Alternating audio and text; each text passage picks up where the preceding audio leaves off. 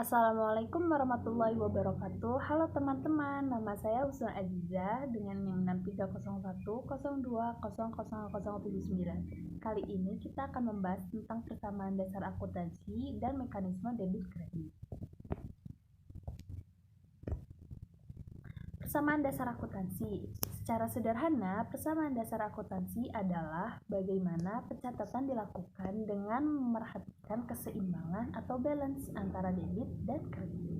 Persamaan dasar akuntansi bisa memberikan gambaran lebih detail tentang jumlah aset perusahaan, utang, dan modal perusahaan dalam metode akuntan.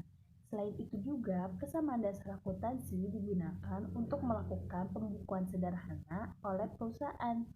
Persamaan dasar akuntansi merupakan suatu konsep dasar yang harus dikenal oleh para ahli ekonomi atau calon akuntan.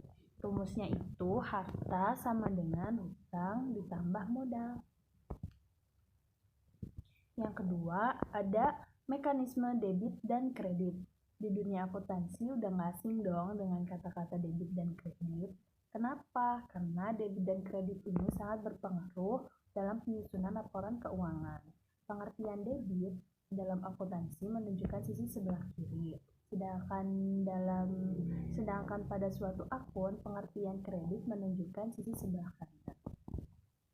Mekanisme debit dan kredit itu aset sama dengan kewajiban ditambah ekuitas. Ingat ya, aset sama dengan kewajiban ditambah ekuitas. Yang pertama ada aset. Kalau misalkan asetnya bertambah, itu masuknya ke debit. Kalau misalnya asetnya berkurang, itu masuknya ke kredit.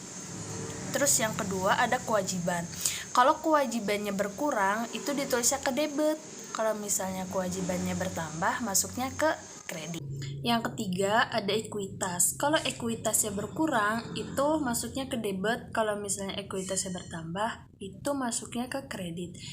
Nah, ekuitas juga ada 3 penyusun. Yang pertama ada pendapatan, biaya, dan price. Kalau misalnya pendapatannya berkurang, masuknya ke debit. Kalau misalnya pendapatannya bertambah, masuknya ke kredit. Terus kalau biaya itu kalau bertambah ditulisnya ke debit, kalau berkurang ke kredit. Terus yang terakhir ada price. Kalau misalnya price-nya bertambah itu ke debit, kalau misalnya berkurang itu ke kredit. Apa aja sih yang termasuk aset, kewajiban, ekuitas, pendapatan, biaya, dan price? Ini dia. Ada kas itu masuknya ke aset ya. Terus ada piutang usaha, piutang biaya, investasi jangka pendek, sama tanah, dan lain-lain. Jadi misalkan kas kita bertambah itu asetnya tuh bertambahnya di debit.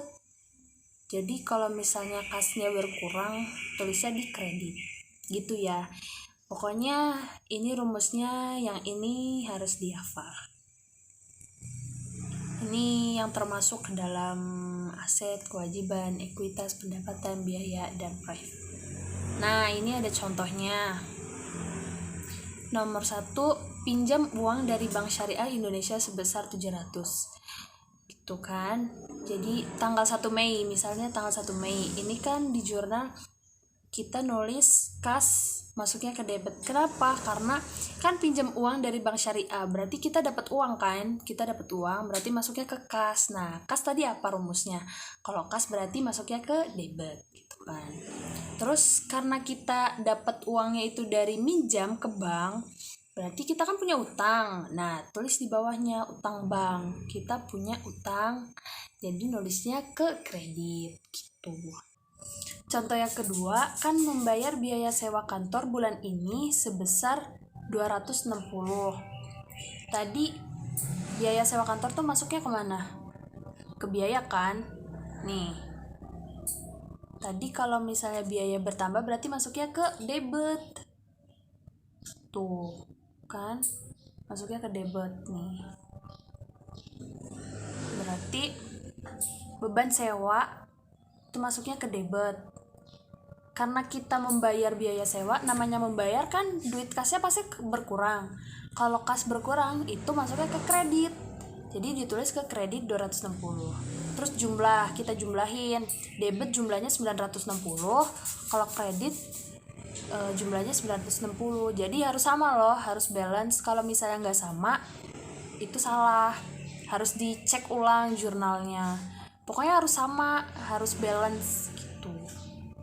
Sekian dari saya, kurang lebihnya mohon maaf. Assalamualaikum warahmatullahi wabarakatuh. Bye bye.